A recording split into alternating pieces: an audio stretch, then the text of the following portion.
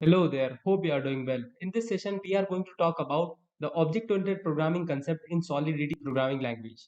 Solidity programming language is a programming language which can be used for creating smart contracts on Ethereum blockchain. So that's why it plays a very important role for Ethereum blockchain, and those who are working on Ethereum blockchain or those programmers who are working on the backend of the decentralized application which would be deployed on Ethereum blockchain, it is very necessary for them as well, because for creating a better software which is following the best practices for creating the softwares or best practices for creating the smart contracts, they should know the object oriented programming concept for creating the smart contracts. So that's why we are going to discuss the object oriented programming concept in Solidity programming. And today we are going to talk about that what would be how many types of object oriented programming concepts are there and which are most important. And today we are going to talk about the first object oriented programming concept, which is very necessary to understand before understanding the remaining three or before learning remaining three. So let me tell you the four types of object oriented programming concept today. Basically there are multiple key object oriented programming concepts, but the most important are four. So first one is, which is very necessary for understanding the classes and all, or the visibility of the properties and variables, is the encapsulation. Encapsulation is a concept which can be used for wrapping up the data into a single unit and making the data in a valid state or keeping the data into a valid state using several functions. So that's how you can use the encapsulation, and encapsulation is building block for the remaining object-oriented programming concepts. Now the second one which comes into the picture is the inheritance. Inheritance is completely related to reusability of the code and reusability of the contracts. So that's why it is completely related to reusability. When we comes to the inheritance, and we will understand it properly. Then it comes to the polymorphism.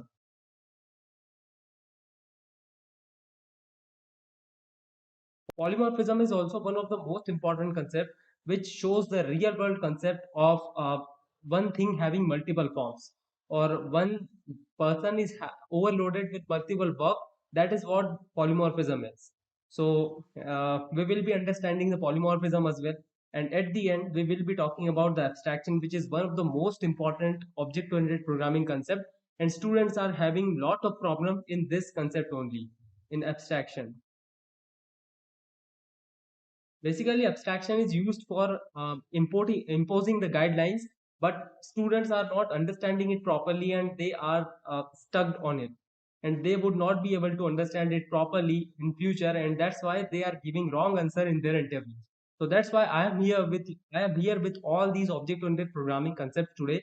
And today we are going to talk about encapsulation. In the next session, we will be talking about the inheritance, and next session of it, we will be talking about polymorphism and abstraction.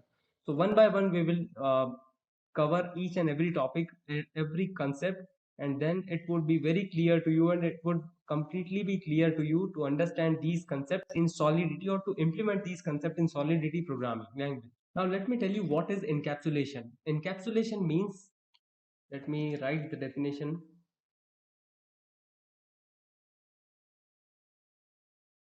Encapsulation means encapsulating something. And basic why encapsulation is used, it is one of the most asked question. Why encapsulation can be used? For keeping the internals of an object in valid state. In valid state. Now, if anyone will ask you that how to keep the internals of an object in valid state, so you can definitely say that with the help of functions and by keeping the variables as private. By keeping the variables as private and by making several functions and by validating the variables values which is coming for setting the data, we can keep the object in a valid state. This is one of the easiest answer for this question, and we are going to implement the program as well, so it would be clear then. Now let me write the definition first. So encapsulation is wrapping up of data into a single unit. This is what a basic definition that everyone speaks, or everyone says this definition only. But this is not the complete definition. Wrapping up of data into a single unit by keeping the object or data into valid state,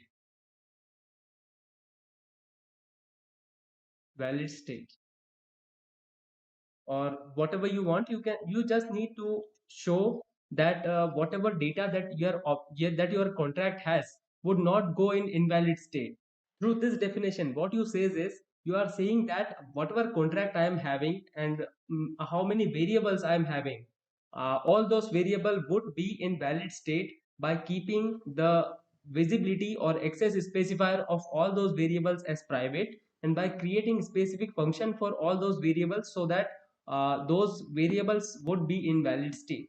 Now, what does it mean as the valid state? Let me create an example, then it would definitely be clear. So one of the best ID that everyone knows, and uh, it is used for creating the smart contracts by several people, and even several companies are using it. So that's why we are also going to use it. And let me create a new file, encapsulation.sol. I hope you already know everything about the extension and all these things. I am hoping that you know some of the basic thing about the Solidity programming language.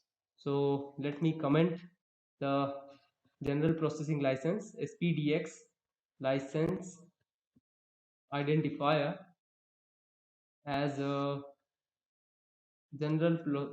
public license, sorry, general public license 3.0. And let me define the version that we are going to use. So pragma solidity, say greater than 0.5.0 and less than equal to 0.8.0. Okay. Now let me create a contract bulb. It would be the best example that I always takes.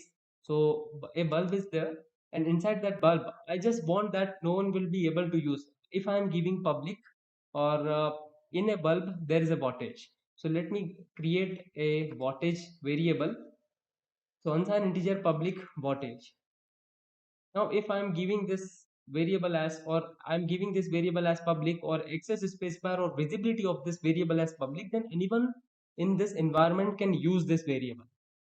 So I just don't want anyone to use it, or I just don't want anyone to access it, because we already know that no one can access the wattage of the bulb. Like for example, bulb wattage is the internal thing of the bulb. As we already know, if you are having a bulb and inside that bulb there is a filament, no one can touch it. If someone will touch it, then he will have to destroy that bulb first. So that's what the internal mean, that no outer world can access that internal thing. So that's why we would have to keep that variable as private, then only it would become an encapsulation. Let me make it private, because if we will keep it public, then automatically getter function would be created, and through that getter function we can easily access it. But rather than get that getter function, anyone in this environment can use it. So that's why I don't want anyone to use this variable directly without creating an object. So now let me create a setter function for that, because as this variable is private, so no one can access it. We would have to create setter function for setting the wattage and for getting the wattage. Now let's say function get, or sorry, set wattage first. Set wattage, which would be accepting a parameter watt, and it would be of public type, which is not returning any type of data, and it is just setting, so we do not need to give pure and view. Okay. Now wattage is equal to watt. So this is what the basic setter function that you can give. And let me give another function, or let me create it, a get function, get wattage, which is of unsigned integer. Sorry, it would not take anything. It would be of public and view type, and it returns unsigned integer. Okay. It is of view type because it is just reading the data of this wattage, or it is just reading the state variable. That's why we have to keep it as view, or we have to declare this, or we have to define this function with view keyword. Now it would be returning the wattage only. Okay. So these are two functions. Let me deploy this program and let me show you what happens. So let's deploy. So this is the instance of that deployment. So as you can see, we are getting a set wattage function and get wattage function, or a GUI for that. And you can set the data by giving data into it. So let's say I want a bulb of 100 watt. Now let's set the data. So the data has been set, the transaction has been executed successfully, and let's call the get wattage function. So we will check that, or before that, let me delete this because we need to check it first, or we need to check the default value of wattage. So let's check the get wattage first. Is it working or not? So yeah, it is working. We are getting the default value of wattage variable, because unsigned variables in Solidity always has the default value as 0. Now let me set the wattage of this bulb as 100. So I have called the set wattage function, which is executed, and now when I will call the get wattage function, then it would give me 100. So let's see, is it giving or not? So yeah, it is giving 100 to me, means my bulb has, or my bulb is of 100 watt. Now let's assume that there is a limit of wattage into my bulb, as we cannot give negative values because it is a unsigned integer. So unsigned integer never takes negative values. See this. So this is one validation that you have already performed.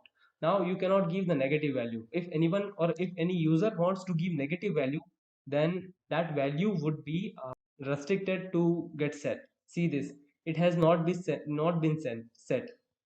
It is error, out of bounds. It is not setting that data because unsigned integer cannot, or variables of unsigned integer cannot be set as the negative values. It can only be set from 0 to a specific number. So that is one validation. But what if your bulbs can only handle the electricity of 500 volts, but you are giving 1000 to it? So is it possible to do that? Let's see. I'm giving 1000, and I'm setting set wattage, and I'm using get wattage. So yeah, it is saying that the wattage of the bulb is 1000 now. So it is not correct, because you are giving 1000 watt of electricity to my bulb and it is not capable of handling that electricity. So what you will have to do, you will have to validate whatever input that you are getting in set wattage before setting the data into it, because of these things your bulb is getting fused, or your bulb is getting destroyed, because you are giving overpower, or you are giving extra electricity than it wants. So basically you will have to validate the data coming, or you will have to validate the parameters of the function or set voltage function. So if watt is greater than 500, then return, or set wattage as wattage is equal to 500, else we will do this. So this is what the validation you can do, and this is the perfect meaning of encapsulation, because you are encapsulating, you are validating the data first, and then only you are giving that data to your variables, or your state variables, or the variables inside your contract. So you are trying to keep your variables in valid state, so they will not go in invalid state. So that's what the thing that you need to do. So this is the perfect example of encapsulation, in which you are validating the data that is coming as a parameter, or which is given by a user. So you are validating it, and if it is valid, then only you are giving that variable, or then only you are giving that value to your variables. So that is what the meaning of encapsulation. Now let me deploy this program again, or smart contract again, and let's see what it gives. Now if I am giving 1000, then let's see what happens. So it has been executed, but only 500 has been set. So because of this if condition, my program has become encapsulated, or my contract has become encapsulated. So that's what the basic example of encapsulation. And I hope the thing is clear, that how to keep the object in valid state, or how to keep the variables in valid state. These are the variables, state variables.